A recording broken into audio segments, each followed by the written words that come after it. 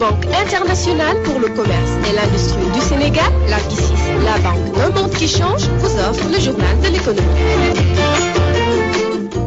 Mesdames, Messieurs, bonjour. Bienvenue à cette page économique que nous démarrons avec la revue annuelle de coopération entre notre pays et le Japon. Près de 790 milliards de francs CFA ont été injectés au Sénégal en 40 ans de relations entre les deux pays. Une convention portant sur 32 milliards de francs CFA a été signée entre les deux parties. À ce propos, nous écoutons Amadou Moustapha Ba. Il est le directeur de la coopération économique et financière au ministère de l'économie et des finances. Il est au micro de Boubacar Boli.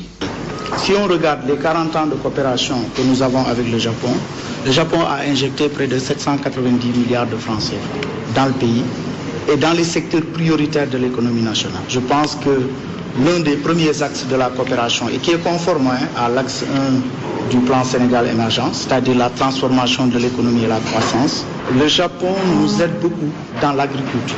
Et aujourd'hui, un des projets phares du plan Sénégal émergent, c'est le corridor céréalier, c'est-à-dire le programme national d'autosuffisance en riz, donc qui aujourd'hui est appuyé par le Japon. En dehors effectivement de l'agriculture également, le Japon nous appuie beaucoup dans l'hydraulique, aussi bien l'hydraulique rurale que l'hydraulique urbaine. Je pense que la nouveauté va consister à éventuellement le financement par le Japon du projet de dessalement de l'eau de mer d'un coût de près de 75 milliards de francs CFA et qui est dans notre plan d'action prioritaire du plan Sénégal émergent.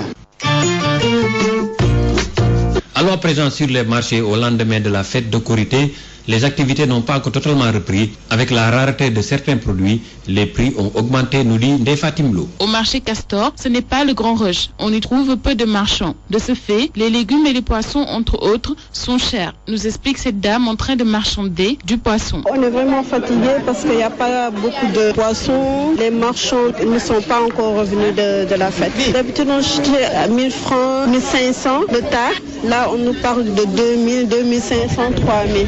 Pour le tas. Cette vendeuse de poissons est de cet avis. Il n'y a pas de poissons. Les pêcheurs ne sont pas encore revenus. Ils sont partis passer la fête en famille.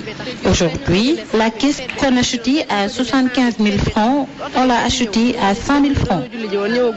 Malgré que les légumes sont disponibles, ils sont chers, nous dit ce vendeur de légumes. C'est un peu cher pour le moment. Pendant la saison de pluie, ça va ser. Parce que la plupart, c'est importé qu'on doit vendre ici. Carottes France, sous Hollande, tomates, Maroc, ainsi de suite. Pour le moment, il n'y a pas de l'argent. Les clients n'ont pas le choix. Ils sont obligés d'acheter des légumes et du poisson, malgré la cherté, pour préparer un bon repas à midi. C'est tout pour cette page économique. Merci de nous avoir suivis.